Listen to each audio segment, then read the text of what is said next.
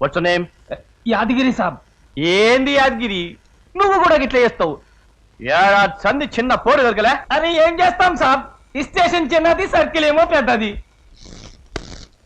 Station చిన్నది, circle పెద్దది. What is this? Nothing. తుపాకుల గురించి చప్పుడు ఎగిపోయి వాట్? ఏమంటాడు? సింహాచలం అంటుండు మా స్టేషన్లా. ఈ స్టేషన్ లో తుపాకులు తుప్పు అంట.